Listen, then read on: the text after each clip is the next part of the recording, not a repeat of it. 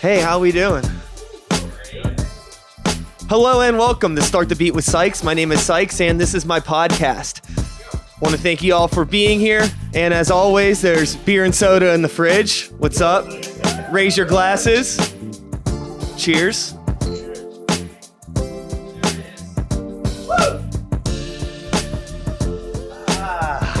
Here we are. Fade this out. Pull that microphone up a little bit closer to your face. Why? Because. Nobody wants to hear me talk. You're my guest. Okay, hold on. We'll figure this out. I'm just going to put it in my mouth.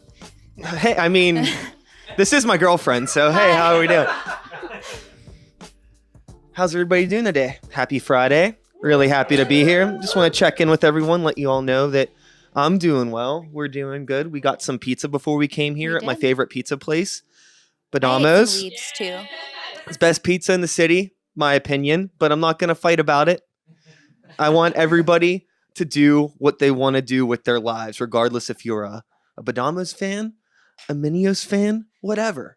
And today's podcast is actually about doing what you want to do with your life. For those of you who aren't familiar with my show, it primarily revolves around music, arts, and entertainment in Pittsburgh and the area around us. And today I'm joined by my lovely girlfriend, Stacey. And we're going to have a conversation today about following your dreams, pursuing your passions, and figuring out why this person next to me did what she did. And for those of you that don't know Stacey, she is 1 year into being a artist. Gross. 1 year ago, Stacey quit her job being the store manager at a retail outlet called Hot Topic. And today, me and Stacey are going to chat about, when enough is enough and, maybe taking a cut to do something better for yourself in your life, regardless of, money, living comfortably, taking that chance, taking the risk, what somebody does, why they do that, and those sorts of things. So, Stacey, let's start with your background. All right. In terms of what are you doing now? And then we'll get into how you got there. Okay. So currently I have been with an online company called New Moon Beginnings for about a year. This month actually would be my year anniversary. We sell aromatherapy products and like crystal stuff. I also teach at an art studio on the weekends called Little House Big Art, and host like open studios, but I also teach like pottery lessons and like terrarium building. And I started my own business at the beginning of this year too, selling some of my pottery and some wreaths that I make with like found objects. Cool. And as I had mentioned before, you were, prior to this, a store manager at Hot Topic. And me and Stacey have been living together now for going on close to 3 years. And whenever me and Stacey started dating, you were working at Hot Topic. Mm-hmm. And Stacey was very, very miserable. You would come home all the time, always, complaining about your staffing, your boss, all of those things. And you also never had the time to do anything creative outside of that. Granted, it was a job that paid well. You had your health benefits and technically you were taken care of, but like mentally it just wasn't there. What was that? It was a lot like that. That was my soul screaming.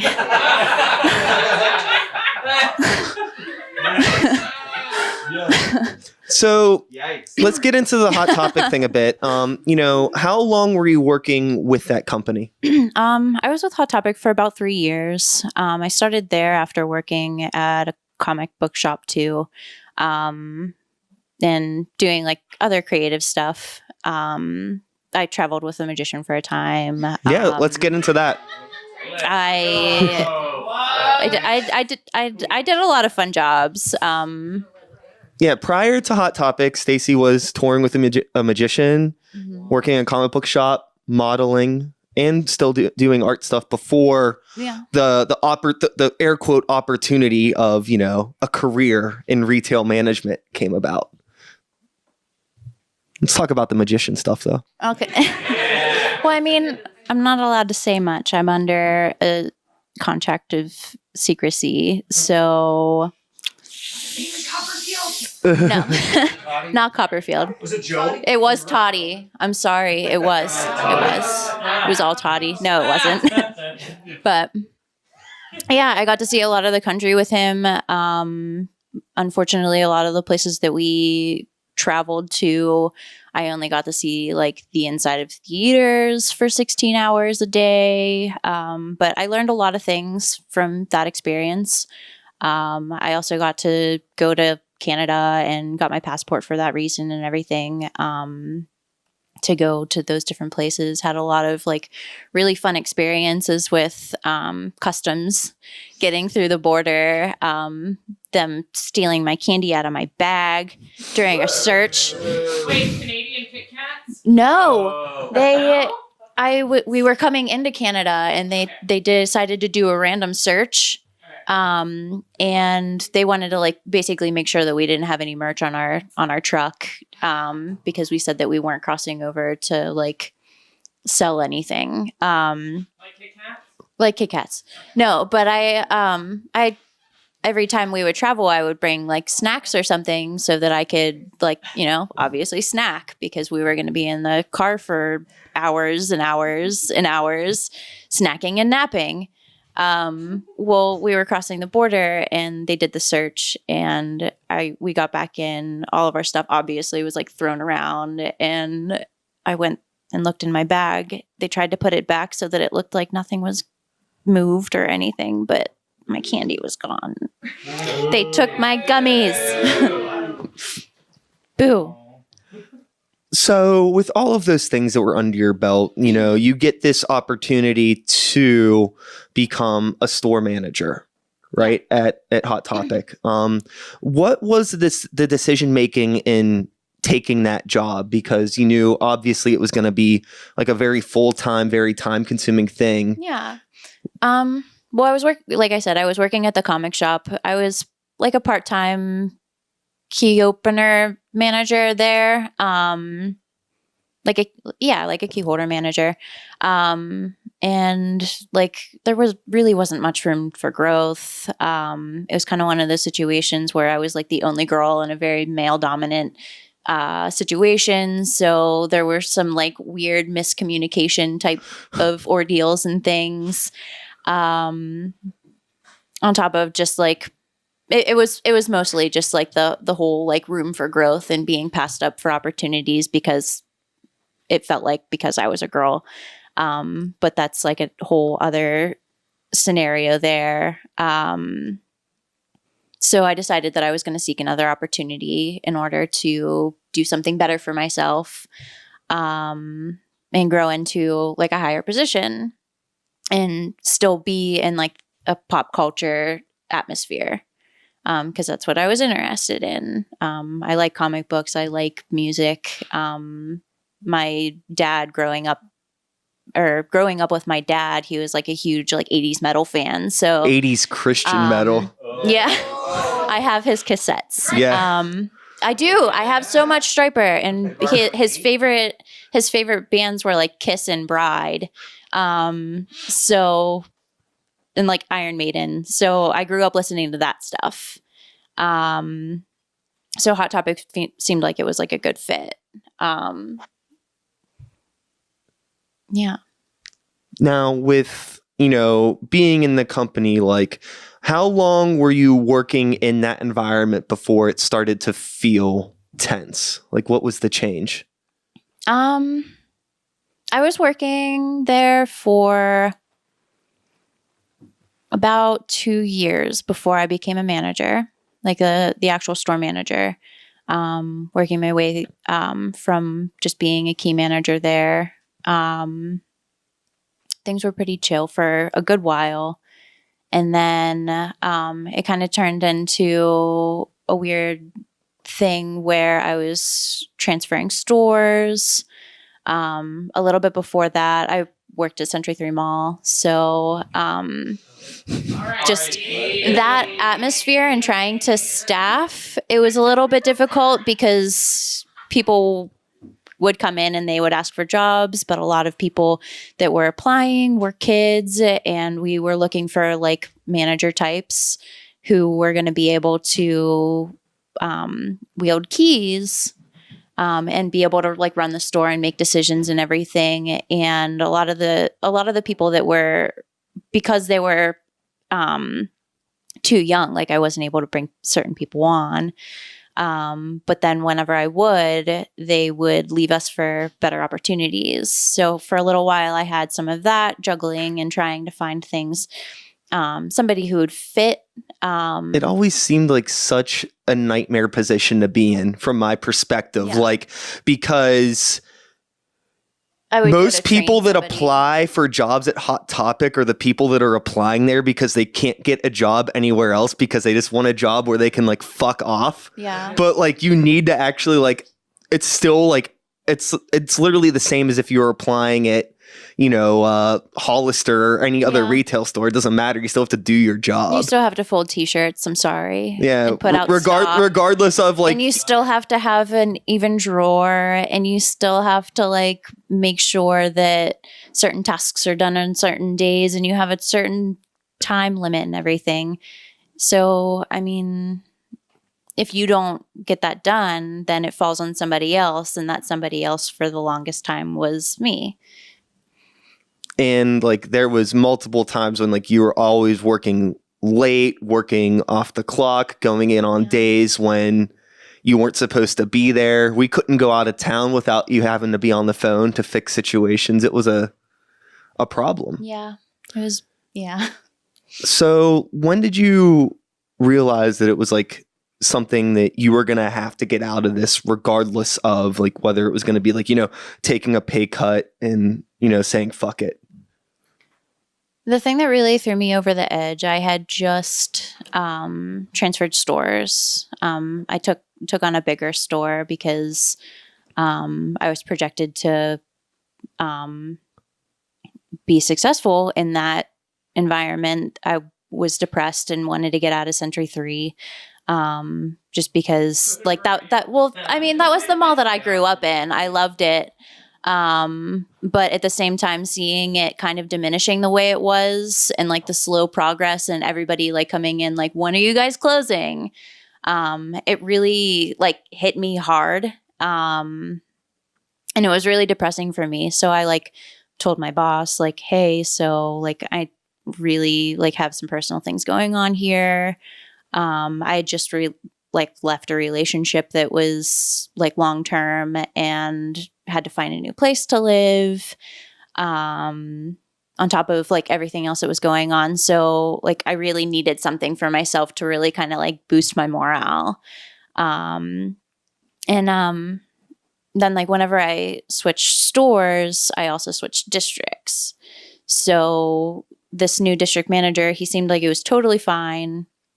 Everything was totally cool for a little while. I got into my new store, started talking with the staff and everything. And it just seemed like as soon as I started to kind of change things for the better, like markdowns that hadn't been taken care of in a long time,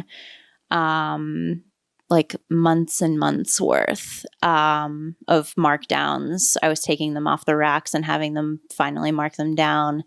Reorganizing of the stock room because everything was just a mess. The store like hadn't been with a manager for over a month from what I was told. And the manager that was there previously, like she basically was doing everything herself too. So there was just a lot of that. And it seemed like anytime I would go to try to do something, the staff that I had would retaliate and go and tell my district manager that I asked them to do something, and so it would fall back on my shoulders. It kind of got to a point where everybody kind of left me and I completely restaffed the entire place. Was starting to feel really good because we were starting to show in our numbers and I was finally starting to feel like that store was mine. But I was going through a lot of like really difficult times, still juggling between places. Brian and I were like still pretty new in our relationship. My dad was having serious health problems, and like later in that year I lost him, and he was like, my dad was my best friend. So losing him was really hard. And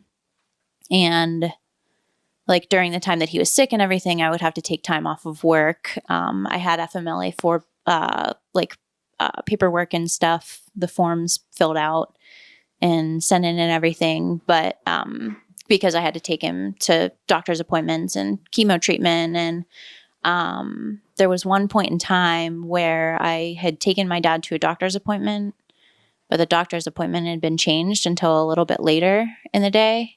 And I called my boss and was just like, hey, there was a miscommunication. I'm really sorry, but I'm not going to be able to make it in for my shift tonight. My dad's appointment was changed and he forgot to tell me because he wasn't completely with it because of different medications and stuff that they had him on. And like there was actually like a serious argument,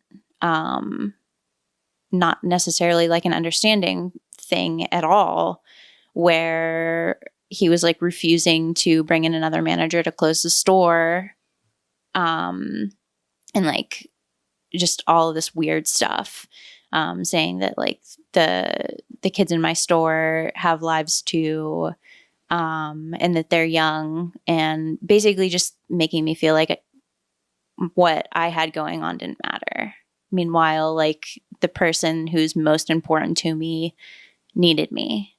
I told him that I would be there. So at the end of it, I wound up telling him that like he needed to find a new store manager if he couldn't find somebody to close my store.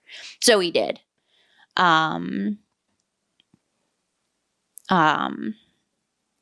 that was kind of the moment that I was just like, I don't know if I'm going to be able to do this. I stuck it out for a while longer. It was like maybe 2 months after that my dad had passed. It was early in October, 2 days after my birthday. And I had that week off already just because I wanted to spend that time with him. And Brian and I had plans to go do things and celebrate, but never in a million years would I have thought that 2 days after my 26th birthday that I would have lost my dad. So I didn't go back to work. I stayed out of work for the 2 weeks of my FMLA in my bereavement. And I told them that I couldn't come back for like 2 more weeks until I could get my head back together. And I gave it another shot.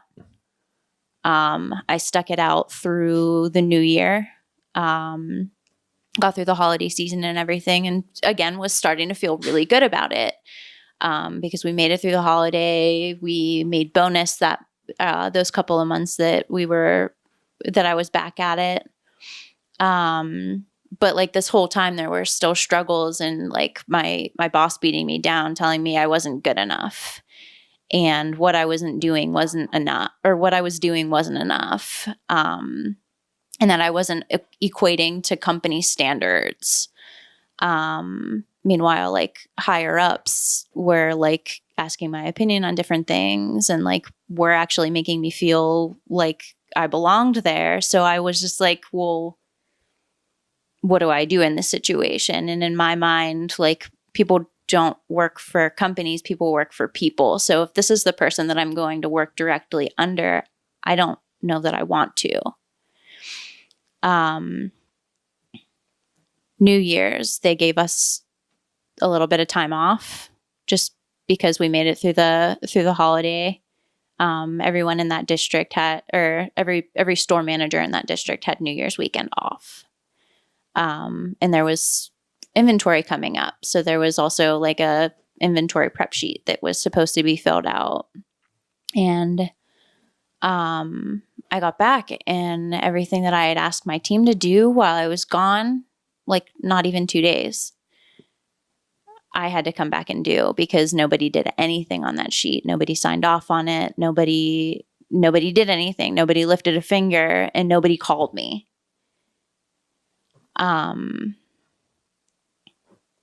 So I immediately got on the phone with my boss, and I was just like, well, what do I do? Like, what can I do?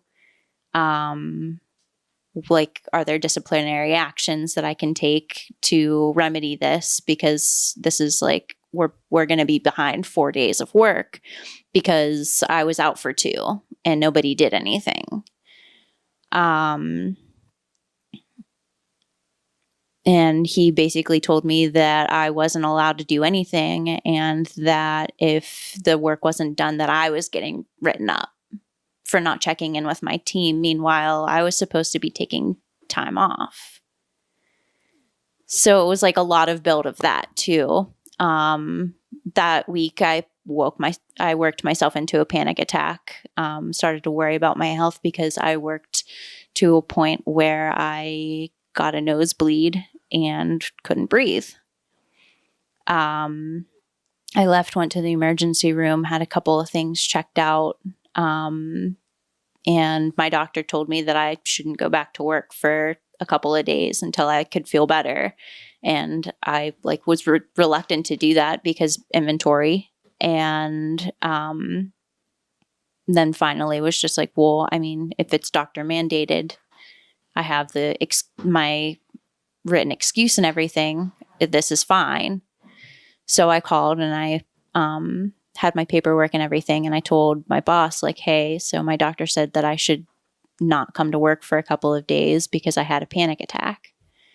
And he refused to hear it. And told me that it was mandatory that I was there. So, I mean, I went over his head and I went to human resources, and I talked to our regional director as well about that situation. And they're just, things kind of got a little bit better after that. I took the time off of work that I needed, and just continued to try to make it work, and just couldn't. I kept falling short. And then there just was a few more months of that where I was short staffed for a little bit too. I was trying to bring in team members, and I would train somebody. They'd last the 2 weeks of training and then find a better opportunity because we couldn't pay them as much as they needed. There were situations where I would have to do a store set, and I got stuck there until 4:00 in the morning. There was one time that my district manager was coming in with my regional, and I literally stayed until 4:00 in the morning because nobody in my store lifted a finger the entire week to straighten t-shirts and stuff. And because my regional director was coming in, I was scared for my store.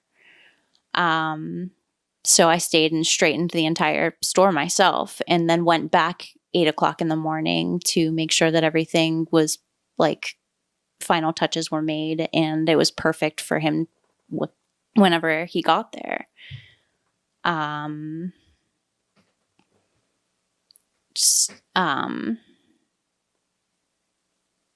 So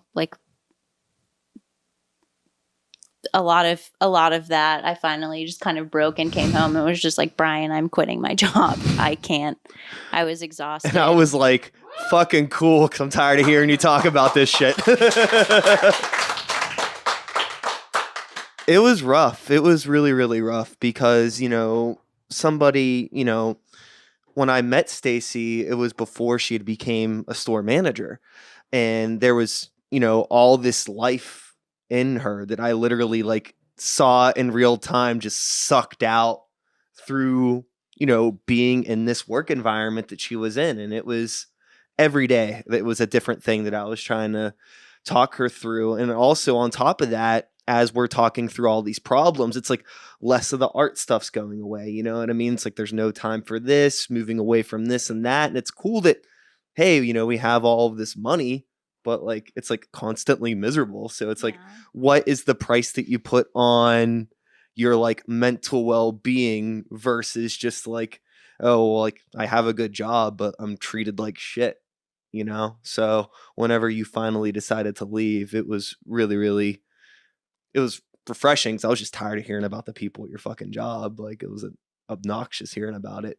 And you became a lot happier. So let's move on to the happy part of this podcast with everything that you are doing now.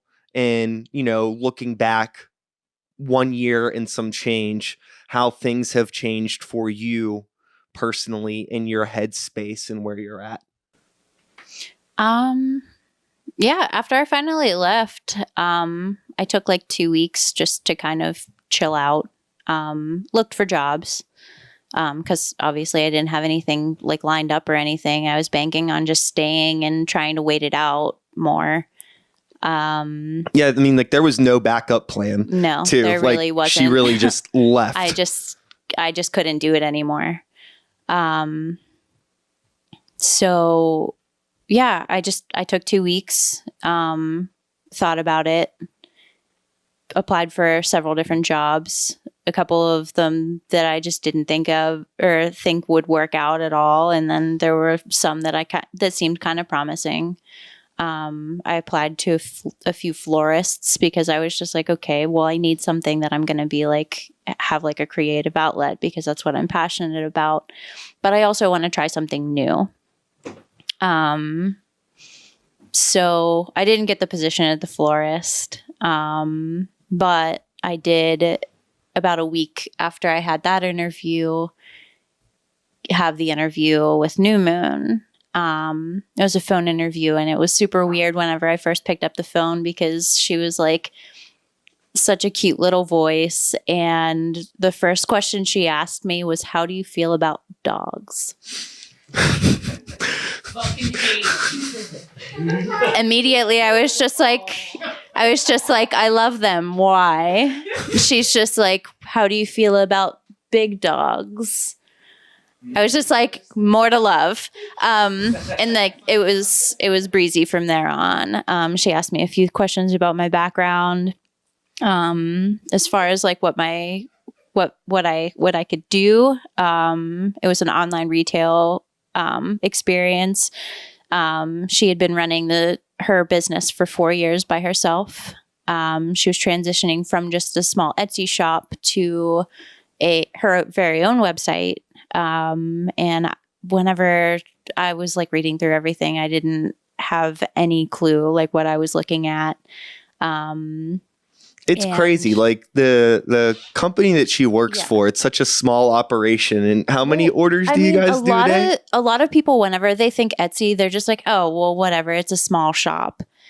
We get upwards of like 100 orders a day. So my job is to go in and we work out of her basement. So the reason why she was asking me if I liked dogs is because she has a German Shepherd and she has like a Boxer Beagle mix, who has my whole heart. I absolutely love this dog, and Brian probably is so sick of hearing about her. I would much rather hear about the dogs than your shitty Hot Topic employees. So amazing. I will take them forever. I take 5-minute snuggle breaks to snuggle the dogs because you have to. But she was right.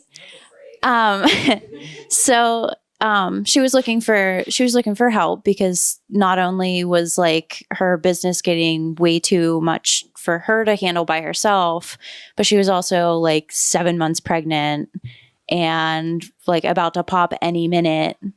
And it just felt like a really good opportunity. So we had the phone interview. We met like that following Tuesday. It was a couple of days later, down at the Galleria Mall, and just kind of like talked about a few things just because she wanted to vibe it out and make sure that it was going to be a good fit. And she hired me on the spot.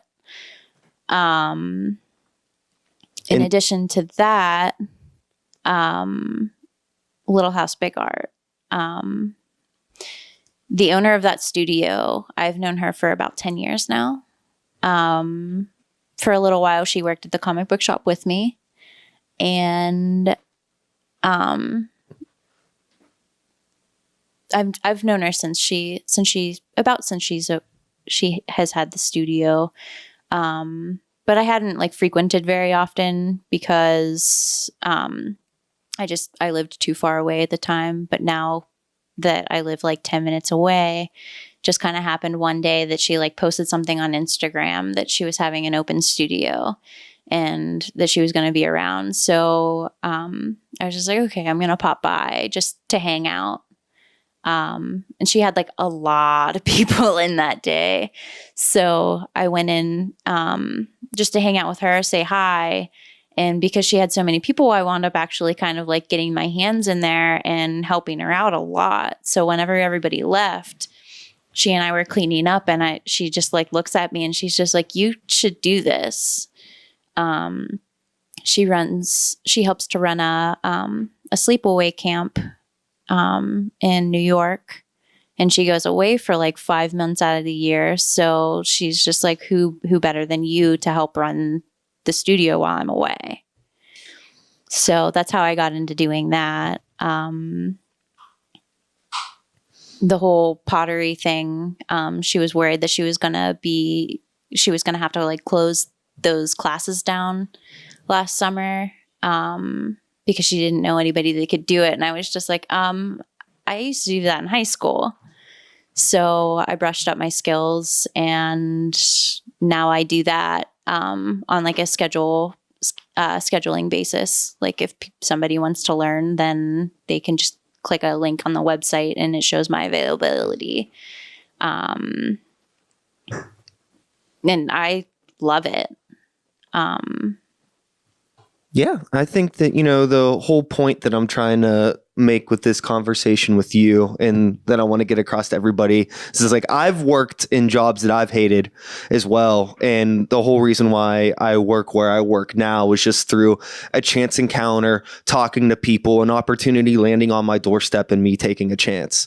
And I think that's kind of the same thing that happened with you as well. And I think that it's really important for everybody to just keep your eye on the ball, like regardless of, actually, I didn't even mention this to you, but I ran into somebody I went to high school with downtown yesterday that I hadn't seen since high school. And like, she was all like, hey, like I see you on Facebook and you're doing what you like and that's fun. I'm just here working this job that I hate. And I was just like, that's like really miserable that you said that. And I understand, like, it really sucks sometimes whenever you're in this position, especially as you get older, where you have all of these financial responsibilities, and it's very, very complicated. It can be. But I think regardless, we all have a lot of time that we kind of, we put into things that aren't, that important. And I think just to keep your eyes out for opportunities, like the opportunities are there if you look for them, regardless of, like, you found the New Moon job just on Craigslist of all places, right? Like who finds good jobs on Craigslist?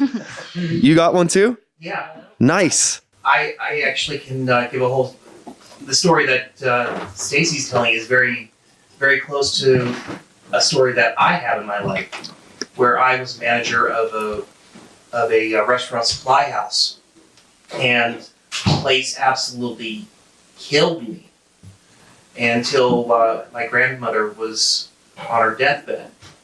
I couldn't even get off that night to see her. And I actually had a manager say to me, quote unquote, Do you happen to have a time frame on when you think she's going to pass? What? Damn. Yeah, I used to get that too. Ah! Yeah, and it took, whenever that happened, I'm like, I gotta find a new place. And I found myself a job surprisingly fit my pop culture sensibilities. I actually got a job with 80stees.com, the t-shirt retailer. Yeah. And I said I could come in on Saturday, but I have to quit my job. And he was like, sure, we can do this. And so under the guise that I was going to be there all weekend for a store reset, I was there Friday. I worked my whole shift telling my associates that I'm gonna be quitting. You want to watch this? I didn't tell my managers. I was telling my my good customers, like, I apologize. I'm not going to be here anymore, but it's been a pleasure being here to help you out, which I thought a lot of people appreciated. And so, 5 o'clock hits. I give my keys and I say, well, I'm done. Goodbye. I quit. And walk out. And I just hear the manager behind me just screaming like, what? What? Yeah, I quit. Bye. Did it turn into Salisbury Hill by Peter Gabriel? Yes! I wish. That would have been grand. Oh. But I left someplace that was absolutely destroying my soul for a job that appreciated my pop culture sensibilities and gave me a chance to excel. And I was there for 5 years until I had to make another big change in my life.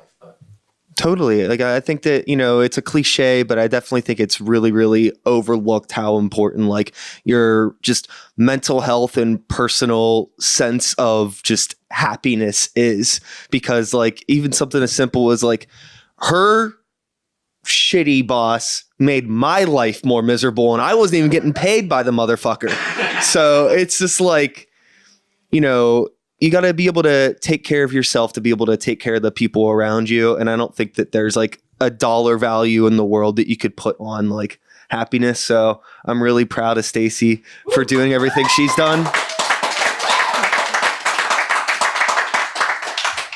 And I think that's pretty much just going to be it. I don't even know how much time I have, but I think that's plenty enough. Yeah, you have 8 minutes. I have 8 minutes. No, but Yeah. I was gonna say I worked retail for 10 years. I completely connect with everything that you're fucking saying.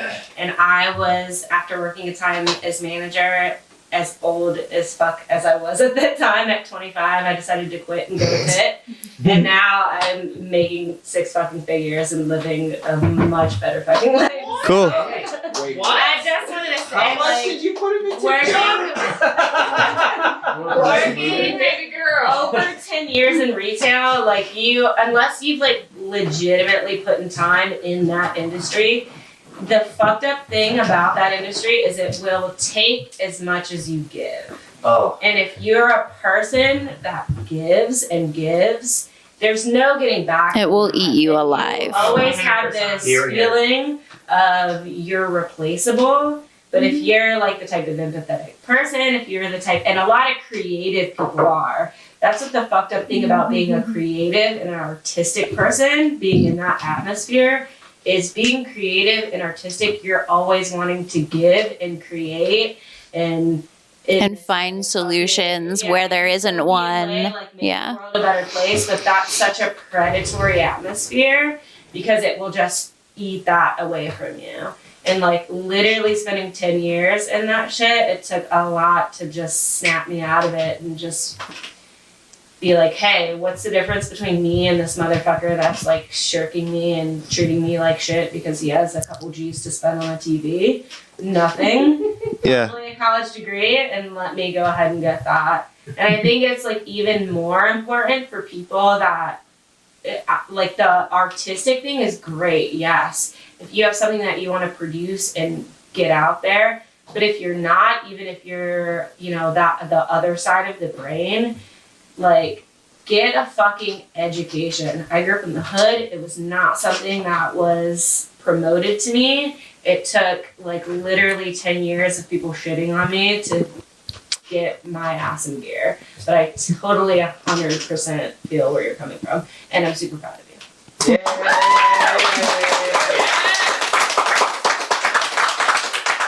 Follow your dreams, posers. Damn it.